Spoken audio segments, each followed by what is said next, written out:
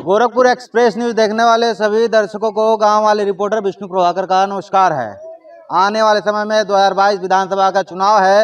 रास्ते से गुजर रहे थे, पोल दीवार रंगी हुई है, दीपावली दशहरा की शुभकामनाएं दी जा रही है। वो कारण इसलिए है कि सभी प्रत्याशी तैयारी कर रहे हैं और अपना अपना वेट मजबूत करने की कोशिश कर रहे हैं ताकि पार्टी टिकट भी दे और उनको एक अच्छा प्लेटफॉर्म भी मिल जाए। हमारे साथ पूर्व नगर पंचायत अध्यक्ष और पूर्व विधानसभा प्रत्याशी खड्डा विधानसभा के डॉक्टर नीलेश मिश्रा जी हैं। चलिए इनसे बात करते हैं और जान लेते हैं विधानसभा की तैयारी भी कर रहे हैं। आज जो है वाल्मीकि समाज के लोगों के बीच में जो है दिवाली मनाने आए थे, तो मुलाकात हो गई है। डॉक्टर साहब बहुत बहुत स्वागत है। जी धन्यवाद, आपको दिवाली की शुभकामनाएं। गोरखपुर एक्सप्रेस न्यूज पूरे परिवार को मेरी हार्दिक शुभकामनाएं। विधानसभा का चुनाव है, हम लोग चलते चलते बात करते हैं। तो इस समय मौजूदा समय की बात करें तो बीजेपी के ही विधायक हैं, आपके सहपाठी हैं।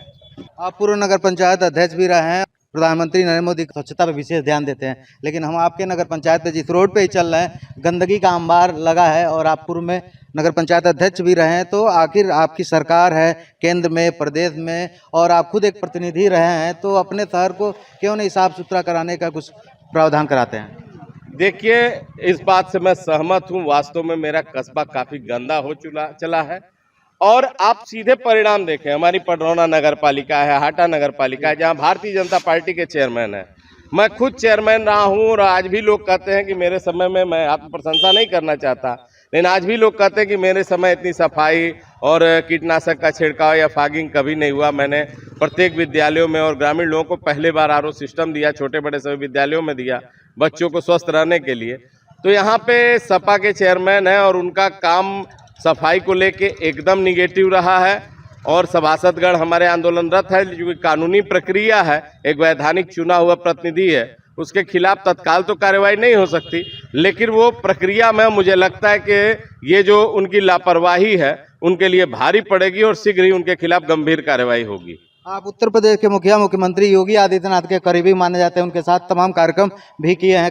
मेरा एक सवाल है, योगी जी कहते हैं कि उत्तर प्रदेश को भ्रष्टाचार मुक्त प्रदेश बनाएंगे, लेकिन थानों और तहसीलों में दलाली बढ़ गई है और सीधे तरीके से जो है एक तरह से तमाम ऐसी शिकायतें आती हैं। तो आखिर ये कौन सा भ्रष्टाचार मुक्त है नेताजी?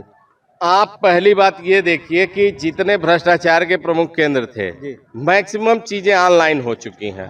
और धीरे धीरे ऑनलाइन के प्रति लोगों की जागरूकता जो जो बढ़ेगी, त्यों एक अकाउंटेबिलिटी होती है। ऑनलाइन करने का मतलब एक निश्चित समय के अंतर्गत लेखपाल को, कानूनगों को, राजस्व के लोगों को न्याय देना होता है या काम करना होता है, या कोई गंभीर ऑब्जेक्शन है तो उसको प्रॉपर वैधानिक तरीके से बताना होता है। तो उस दिशा में गवर्नमेंट चल रही है। आप ये बताइए, रावण को मारने के लिए राम का जन्म कब हुआ? भ्रष्टाचार कोई छोटा रावण नहीं है। अभी 4.5 साल योगी सरकार का कार्यकाल में 70% भ्रष्टाचार कम हुआ है और जो 20-30% लोग भ्रष्टाचार में लिप्त हैं, आप उनकी जड़ में जाएंगे तो कहीं न कहीं वैचारिक रूप से वो भारतीय जनता पार्टी को नहीं लाइक करते हैं। ऐसे ही अधिकारी कर्मचारी जो सपा में बिगड़ चुके हैं या बसपा शासनकाल में लूट की आदत पड़ी हुई है, उसका लोभ संवरण नहीं कर पा रहे हैं। आप देख रहे होंगे तमाम अधिकारियों के खिलाफ कार्रवाई हो रही है, बर्खास्त किए जा रहे हैं, निलंबित किए जा रहे हैं, रिपोर्ट कार्ड बन रहा है। और ऐसे भ्रष्टाचारी जो अभी भी ऑफिसों में ऐसा काम कर रहे हैं, सरकार धीरे धीरे जानकारी जुटा रही है और समय समय पे आप अखबार उठाएंगे या जानकारी लेंगे तो ऐसे अधिकारियों को सीधे बर्खास्त करने की प्रक्रिया और जबरन रिटायर करने की प्रक्रिया योगी सरकार ने शुरू कर दी है। आने वाले जो अगली हमारी पार्ट 2 योगी सरकार होगा, जैसे मोदी पार्ट 2 बहुत बढ़िया हुआ, पार्ट 2 योगी सरकार में निश्चित रूप से इस भ्रष्टाचार रूपी रावण का अंतिम समाधान होगा।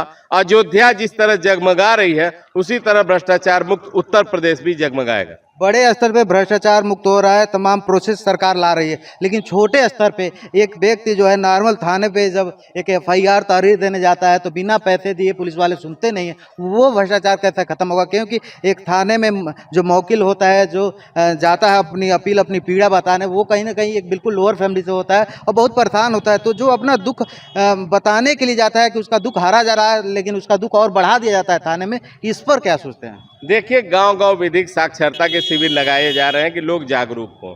उसमें मेरा यही कहना है कि अब थाने कोई ना जाए, सहज जन सेवा केंद्र पे जाए, यूपी काप वेबसाइट पे जाए, उसका तहरीर लिया जाएगा और सीधे DGP कार्यालय से उसकी मॉनिटरिंग होती है।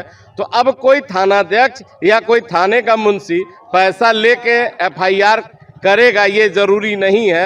अब लोग चाहें तो बिना थाने गए उसको ऑनलाइन एफआईआर करा सकते हैं और उस पर कार्रवाई होगी। और मैं उत्तर प्रदेश सरकार को इस बेहतरीन योजना के लिए, जो हमेशा हम नेताओं के पास आता था कि साहब मुकदमा नहीं लिखा जा रहा है, ये लगभग खत्म सा हो गया है। मैं रेगुलर जनता के बीच अवेलेबल रहता हूं और मुझे लगता है कि महीने में 2-4 लोग भी अब ऐसे नहीं मिलते हैं जो कहें कि साहब मेरा एफआईआर नहीं लिया जा रहा है, एफआईआर नहीं किया जा रहा है। अब जनता को जागरूक किया जाए, यूपी काप पे वो मुकदमा दर्ज कराए, पुलिस को निश्चित रूप से उसका विवेचना करना पड़ेगा। चाह के भी पुलिस अब कोई अपराध छुपा नहीं सकती है। पूर्व में आप विधानसभा के प्रत्याशी रह रहे हैं। आपके विधानसभा का एक गांव है महदेवा, जो भी हाल में कटान हुआ, बारिश की वजह से वो गांव डूबने लगा, और डूबने का कारण यह था कि अवैध खनन, और आपके क्षेत्र के नेता ही लोग और कुछ खाकी के लोग मिलकर इस कहानी को अंजाम देते हैं, और उसके बाद फिर वहां जाते हैं फोटो खिंचाने और उसको संतावना देते हैं। तो ये कौन सी राजनीति है डॉक्टर साहब, मुझे समझ नहीं आता।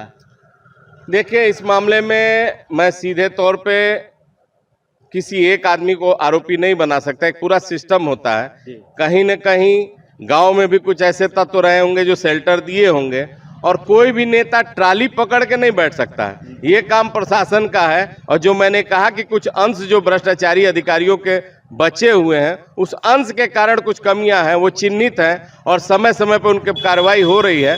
थोड़ा वक्त और लगेगा। वास्तव में महादेवा के कटान के बारे में बालू खनन एक बड़ा कारण था और नारायणी नदी की धारा भी बदली है। इन दोनों कारणों ने मिलकर महादेवा को समाप्ति के कगार पे लाके खड़ा कर दिया है। लेकिन मुझे पूरा विश्वास है कि आने वाले फ्लड सीजन के पहले महादेवा के सुरक्षा के सारे उपाय कर लिए जाएंगे। आपने कहा नेता ट्राली पकड़ के नहीं रख सकता, लेकिन नेता ट्राली की गिनती जरूर करता है, क्योंकि उसके ट्राली के पीछे जो पैसे मिलते हैं उसको प्रॉपर याद रहता है। खैर, ये तो बात की बात, हम बात कर लेते हैं। अगर आपको 2022 विधानसभा में बीजेपी अपना कैंडिडेट ला रही है, तो अभी तक आपके क्षेत्र में क्या विकास नहीं हुआ है, क्या कैसे खड्डा को बेहतर बनाने की सोचते हैं?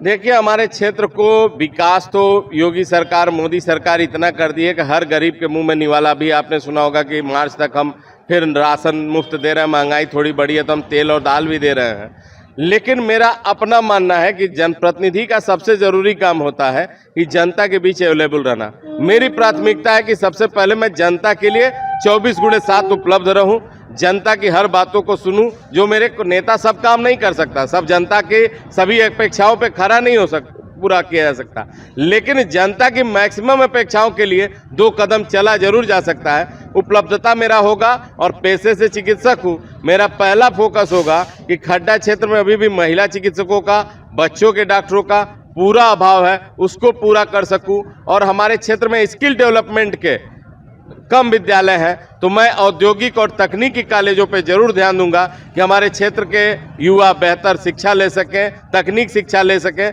ताकि स्वावलंबन की तरफ हमारा जो भारत है वो आगे बढ़ सके, हमारे क्षेत्र के युवा बढ़ सकें। ये भी कहा जाता है खड्डा विधानसभा बीजेपी 2 गुट में बटा हुआ है। एक गुट डॉक्टर नीलेश मिश्रा का है, दूसरा गुट का नाम मुझे नहीं पता है, तो इस पर क्या कहेंगे? मैं विशुद्ध रूप से कार्यकर्ता हूं।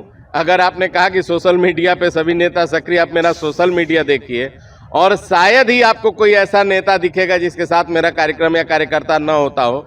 भारतीय जनता पार्टी खड्डा विधानसभा में पिछले 20 सालों से मैं काम कर रहा हूं और प्रत्येक कार्यकर्ता मेरे परिवार के सदस्य की तरह है, तो गुट का सवाल ही नहीं है। जहां ज्यादा बर्तन होते हैं, क्योंकि हम सबसे बड़ी राजनीतिक पार्टी हैं विश्व की, जहां ज्यादा बर्तन होते हैं थोड़ा बहुत खटर पटर लगा रहता है, लेकिन मुझे किसी गुटबंदी में नहीं जोड़ा जा सकता, क्योंकि सभी मेरे भाई हैं और सबके साथ मैं काम कर सकता हूं और मेरे साथ किसी की कोई दुश्मनी नहीं है, कोई प्रतिस्पर्धा नहीं है। मैं भारतीय जनता पार्टी का सिपाही हूं और भारतीय जनता पार्टी के प्रत्येक सिपाही के साथ कंधे से कंधा मिला के खड़ा हूं। मुख्यमंत्री योगी आदित्यनाथ कहते हैं कि हम उत्तर प्रदेश को रोडों को गड्ढा मुक्त बनाएंगे। आपके हॉस्पिटल के ठीक सामने का जो रोड है पूरा गड्ढा युक्त है, तो आपको अपने ही रोड पे क्यों नहीं ध्यान जाता है? इस पर क्या सोचते हैं? नहीं, इस विषय को मैं जानकारी में ला चुका हूं और आपको बताऊं अपने कार्यकाल में, चूंकि ये रेलवे की रोड है और इसकी प्रोसेस थोड़ी तकनीकी प्रोसेस ऐसी है कि रेलवे से परमिशन लेके इस सड़क का निर्माण हो सकता है। नगर पंचायत से सड़क बना है और आप जो भी असुविधा देख रहे होंगे खड्डा में, मैंने कहा ना कि लोग कहते हैं कि अखिलेश जी कह रहे हैं 22 में बाइसिकल, उनके एक प्रतिनिधि ऐसे बाइसिकल चलने लायक रोड है क्या? एक प्रतिनिधि उनके हैं लेकिन निशान छोड़ दिए हैं। उनका ध्यान नगर पंचायत के विकास पे नहीं, अपने विकास पे है। और मैं यही कहना चाहूंगा कि आने वाले समय में इस गलती की सजा उनको भुगतनी है। प्रशासन उनके खिलाफ जांच कर रहा है और शीघ्र ही जो नगर पंचायत के साथ भ्रष्टाचार किए हैं, विकास नहीं किए हैं, वो आपको कटघरे में खड़े दिखाई देंगे। डॉक्टर साहब, आपके विधानसभा क्षेत्र के किसानों का एक बड़ा सवाल है सरकार के लिए कि जो अभी हाल में गन्ना सूख गया सबका, और हर बार जो है उनकी नामांकन की जाती है लेकिन मुआवजा नहीं मिलता है। क्यों डॉक्टर साहब? खाली कहा जाता है कि ये सरकार कानून बनाती है, खुद कानून तोड़ती है, और खुद प्रिंसिपल है, और खुद टीचर है, और खुद पढ़ती भी है। मैं दो बातें आपको स्पष्ट कर दूं। पहली बात यह है कि पहली सरकार है जो शिलान्यास और लोकार्पण अपने कार्यकाल में ही करती है, और सरकार ने कोई भी ऐसा सर्वे आज तक ऐसा नहीं कराया कि सर्वे हुआ हो और जनता को कुछ मिला ना हो। 15 नवंबर के पहले प्रत्येक किसानों का खाता जुटाया जा रहा है, प्रत्येक किसानों के नुकसान का डाटा जुटाया जा रहा है। 15 नवंबर के पहले सभी किसानों के खातों में निश्चित रूप से सहायता राशि होगी, जो मुआवजा होगा वो मिलेगा। दूसरा चीज कि गन्ना बीमा की परिधि में नहीं आता है, और हमारे लोकल सांसद विजय दुबे जी लोकसभा में इस प्रश्न को उठा चुके हैं, और केंद्र सरकार से भी प्रदेश सरकार निवेदन कर रही, कृषि मंत्री सूर्य प्रताप शाही जी प्रयास कर रहे हैं, और मुझे पूरा विश्वास है कि आने वाले समय में गन्ना भी बीमे से कवर होगा। और जब गन्ना बीमा से कवर हो जाएगा, पहले ऐसी परिस्थिति आपको भी याद होगा, इतनी अतिवृष्टि कभी हुई नहीं, ये प्राकृतिक आपदा का समय है आने, और गन्ना कभी ऐसे न सूखता था न पानी से गलता था, लेकिन पहली बार मई से लेके नवंबर तक और अक्टूबर तक बारिश हुई है, इस कारण गन्ने का काफी नुकसान हुआ है। आने वाले समय में गन्ने को बीमा से कवर करके सरकार किसानों का बड़ा मदद करने जा रही है, और मुआवजा 15 नवंबर से पहले प्रत्येक किसान जिनका सर्वे हुआ है, जिनके कागजात जमा है, निश्चित उनके खाते में पहुंचेगा। पेट्रोल 5 रुपये सस्ता हो गया और डीजल 10 रुपया। विपक्ष का कहना है कि कांग्रेस की लहर ने हिमाचल प्रदेश और राजस्थान हरियाणा में जो है बीजेपी को झटका मिला है। इस झटके के कारण जो है इस रेट को कम किया गया है, क्योंकि बीजेपी को अब जो है होश में आना पड़ेगा। देखिए, आप सिर्फ ये बात नहीं कह सकते, पेट्रोल का दाम बिहार में भी बढ़ा था, पेट्रोल का दाम हमारे यहाँ कर्नाटक में भी बढ़ा था, लेकिन वहाँ हमारी पार्टी जीती।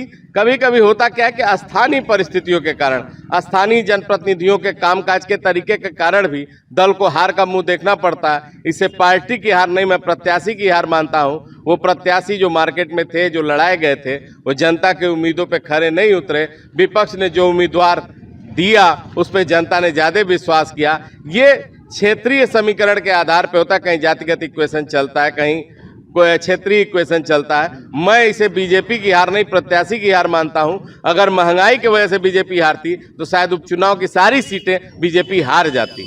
आपके प्रदेश में एक मंत्री का बयान आता है, कहते हैं कि पेट्रोल 5% लोग ही यूज करते हैं। ये कौन सा बेतुका का जवाब है उनका? इस पर आप क्या कहेंगे? मुझे लग रहा है ये उनके बयान का पूरा पार्ट नहीं था। वो हो सकता है उनके कुछ कहने के पार्ट, क्योंकि जिस नेता का बयान आया उनको मैं व्यक्तिगत रूप से जानता हूं, बौद्धिक क्षमता के धनी व्यक्ति हैं। कहीं उनके किसी एक पार्ट को हाईलाइट, कभी नेता कुछ बोलता है तो हाईलाइट कर दिया। जैसे मैं आपको बोल रहा हूं तो आप सिर्फ नगर पंचायत के सपा के मुद्दे को हाईलाइट कर दे तो लगेगा नीलेश मिश्रा जी सिर्फ सपा के बारे में बात कर रहे हैं। तो कभी कोई पार्ट हाईलाइट कर दिया जाता है, लेकिन बोले तो है ना।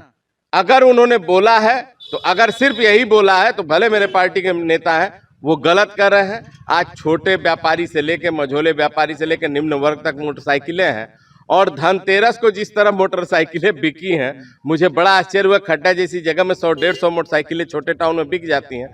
तो मुझे नहीं लगता कि वास्तव में उन्होंने जो कहा कि पेट्रोल का प्रभाव बहुत ज्यादा, हाँ इतना जरूर है कि हम रोज उससे चलते हैं और उससे हमारे जो सामग्रियां ढुलाई होती है, या डीजल का दाम बढ़ने से सामानों का दाम बढ़ता है। लेकिन आप भी जानते हैं कि डीजल के लिए हम देश पर निर्भर नहीं है, विदेश पर निर्भर है, अंतर्राष्ट्रीय तेल भंडार पर निर्भर है, और एक बड़ा रेवेन्यू सरकार का तेल से आता है। और सरकार को कहीं लगा तभी तो सरकार ने घटाने का यत्न किया, और योगी सरकार भी इसको जीएसटी के दायरे में लाने का प्रयास कर रही है। अगर कोई कानूनी अड़चन नहीं हुआ, जीएसटी के दायरे में आ जाएगा, तो उत्तर प्रदेश में अन्य राज्यों से 2-4 रुपया और सस्ता पेट्रोल डीजल मिलेगा। तो डॉक्टर साहब, आपको बहुत बहुत धन्यवाद, आपने हमें समय दिया। तो आप सब देख रहे थे गोरखपुर एक्सप्रेस में विष्णु प्रभाकर के साथ। और आने वाले समय में 2022 में उत्तर प्रदेश का विधानसभा चुनाव है, और मैं फिर से एक बार बोल रहा हूँ, लाइट के खंभों पे, दीवालों पे शुभकामनाएं दी जा रही हैं। सभी नेता तैयारी कर रहे हैं, भावी विधानसभा प्रत्याशी लिखने का दावा कर रहे हैं, और जब टिकट का बंटवारा होगा तब पता चलेगा कौन है प्रत्याशी। आप सब देखते रहिए गोरखपुर एक्सप्रेस न्यूज। पूर्वांचल की खबरों के लिए मेरे साथ बने रहिए। नमस्कार।